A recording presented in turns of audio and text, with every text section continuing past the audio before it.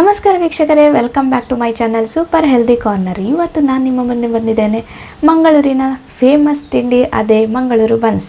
ಈ ಮಂಗಳೂರು ಬನ್ಸ್ ತಿನ್ನಲಿಕ್ಕೆ ಎಲ್ಲರಿಗೂ ಇಷ್ಟ. ಅದನ್ನು ಯಾವ ರೀತಿ ಮಾಡೋದಂತ ನಾನಿವತ್ತು ನಿಮಗೆ ತೋರಿಸ್ಕೊಡ್ತೇನೆ. ಅದನ್ನು ಮಾಡಲಿಕ್ಕೆ 7-8 ಗಂಟೆಗಳ ಕಾಲ ಅದನ್ನು ಉಬ್ಬಿ ಬರಲಿಕ್ಕೆ ಬಿಡಬೇಕಂತಿಲ್ಲ. ಕೇವಲ 1 ಗಂಟೆಯಲ್ಲಿ ನಿಮಗೆ ಬನ್ಸ್ ರೆಡಿ ಆಗುತ್ತೆ. ಅದನ್ನು ಯಾವ ರೀತಿ ಮಾಡೋದಂತ ನಾನಿವಾಗ ತೋರಿಸ್ಕೊಡ್ತೇನೆ. ಈವರೆಗೆ ನೀವು ನನ್ನ ಚಾನೆಲ್ನ ಸಬ್ಸ್ಕ್ರೈಬ್ ಮಾಡಲಿಲ್ಲ ಅಂದರೆ ಹೋಗಿ ಸಬ್ಸ್ಕ್ರೈಬ್ ಮಾಡಿ ಮತ್ತು ಸಪೋರ್ಟ್ ಮಾಡಿ. ಈಗ ಬನ್ಸ್ ಯಾವ ರೀತಿ ಮಾಡೋದಂತ ನೋಡುವ. ನೋಡಿ ವೀಕ್ಷಕರೇ, ಇಲ್ಲಿ ನಾನು ಚೆನ್ನಾಗಿ ಹಣ್ಣಾಗಿರುವಂತಹ ಬಾಳೆಹಣ್ಣನ್ನು ತಗೊಂಡಿದ್ದೇನೆ. ಬಾಳೆಹಣ್ಣು ಚೆನ್ನಾಗಿ ಹಣ್ಣಾಗಿರಬೇಕು. ಯಾಕಂದರೆ ನಾವು ಬನ್ಸ್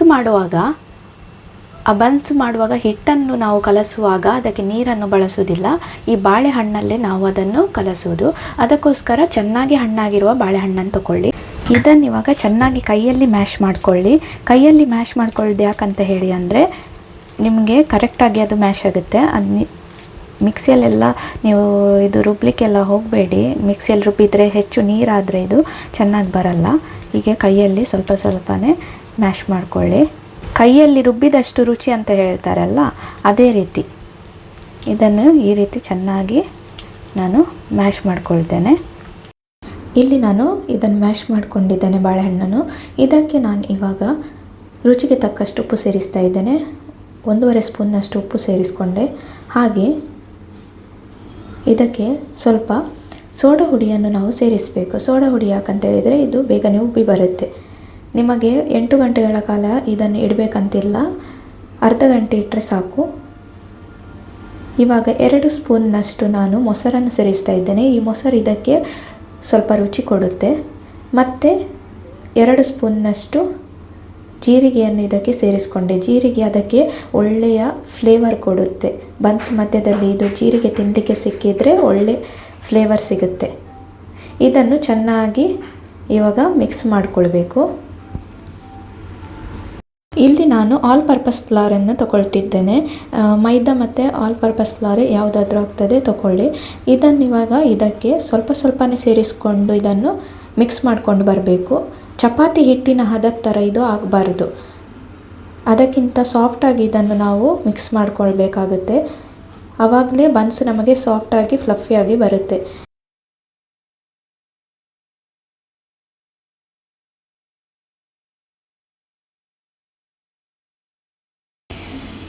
ನೋಡಿ, ಇವಾಗ ಈ ಹಿಟ್ಟನ್ನು ಕಲಸಿ ನಾನು ಅರ್ಧ ಗಂಟೆ ಇಡ್ತೇನೆ. ಅರ್ಧ ಗಂಟೆಯಲ್ಲಿ ಇದು ಹಿಟ್ಟು ಉಬ್ಬಿ ಬರುತ್ತೆ. ಆಮೇಲೆ ಒಂದೊಂದಾಗಿ ಲಟ್ಟಿಸ್ಕೊಂಡು ನಾವು ಬನ್ಸ್ ಮಾಡಿಕೊಳ್ಳೋದು. ಅರ್ಧ ಗಂಟೆ ಇದನ್ನು ಮುಚ್ಚಿ ಉಬ್ಬಿ ಬರಲಿಕ್ಕೆ ಬಿಡಿ. ವೀಕ್ಷಕರೇ, ಇವಾಗ ಅರ್ಧ ಗಂಟೆ ಆಗಿದೆ. ಅರ್ಧ ಗಂಟೆಯಲ್ಲಿ ಇದು ಉಬ್ಬಿ ಬಂದಿದೆ ಹಿಟ್ಟು. ಇವಾಗ ನಾನು ಇಲ್ಲಿ ಕುಕ್ಕಿಂಗ್ ಆಯಿಲ್ ಬಳಸ್ತಾ ಇದ್ದೇನೆ. ಇದರಲ್ಲಿ ನಾನು ಬನ್ಸ್ ಫ್ರೈ ಮಾಡ್ಕೊಳ್ತೇನೆ.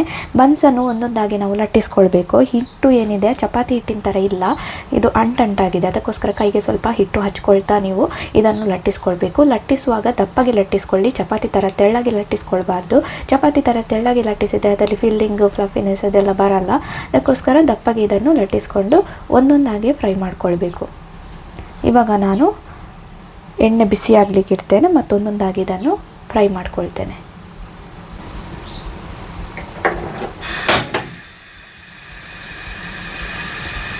ಇದನ್ನು ಮಾಡುವಾಗ ಅಲ್ಲಿ ಎಣ್ಣೆ ಬಿಸಿ ಆಗುತ್ತೆ.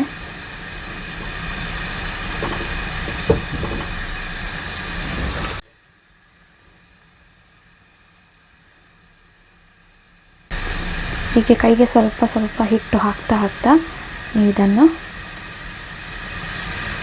ಲಟ್ಟಿಸಬೇಕು. ನೋಡಿ, ಈ ರೀತಿ ಸ್ವಲ್ಪ ಇದಕ್ಕೆ ಹಿಟ್ಟು ಹಾಕ್ಕೊಳ್ತಾ ಲಟ್ಟಿಸ್ಕೊಳ್ಳಿ. ಯಾಕಂದರೆ ಇದು ತುಂಬಾ ಮೆದು ಇದೆ, ಕೈಗೆಲ್ಲ ಅಂಟುತ್ತೆ. ಅದಕ್ಕೋಸ್ಕರ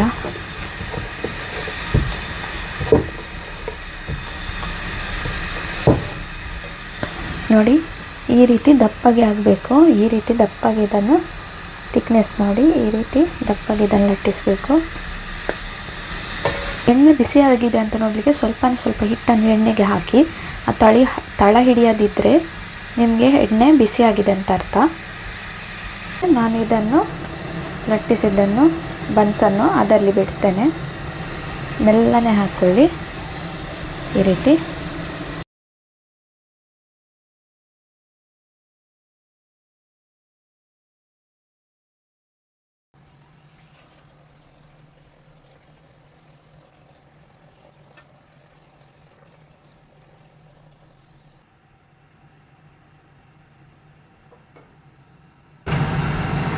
ನೋಡಿ ಚೆನ್ನಾಗಿ ಉಬ್ಬಿ ಬಂದಿದೆ ನೋಡಿ ಈ ರೀತಿ.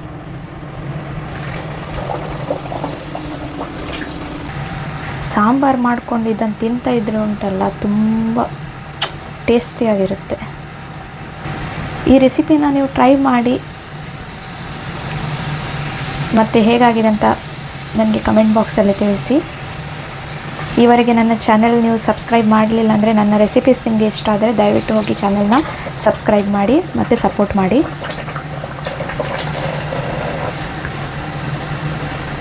ಬನ್ಸನ್ನು ಟರ್ನ್ ಮಾಡುವಾಗ ಸ್ವಲ್ಪ ಜಾಗ್ರತೆ, ಮೆಲ್ಲನೆ ಇದನ್ನು ಟರ್ನ್ ಮಾಡಿಕೊಂಡು ಫ್ರೈ ಮಾಡಿಕೊಳ್ಳಿ. ಕೆಲವೊಮ್ಮೆ ಏನಾಗುತ್ತೆ ಮಧ್ಯದಲ್ಲಿ ಅದು ಹೋಲ್ ಆದಾಗೆ ಸ್ವಲ್ಪ ಆದರೆ ಎಣ್ಣೆ ರಟ್ಬಿಡುತ್ತೆ, ಅದಕ್ಕೋಸ್ಕರ.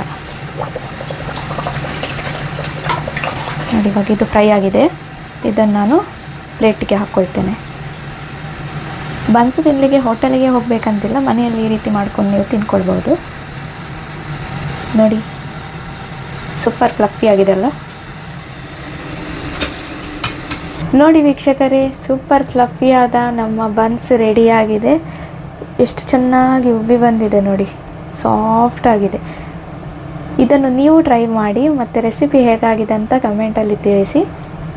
ನೋಡಿ ಎಷ್ಟು ಚೆನ್ನಾಗಿ ಉಬ್ಬಿ ಬಂದಿದೆ ನೋಡಿ, ಬಿಸಿ ಬಿಸಿ ಇದೆ ನೋಡಿ, ಚೆನ್ನಾಗಿ ಬಂದಿದೆ ಇದು. ಇದನ್ನು ನೀವು ಕೂಡ ಟ್ರೈ ಮಾಡಿ ಮತ್ತು ಹೇಗಾಗಿದೆ ಅಂತ ನನಗೆ ತಿಳಿಸಿ. Thank you.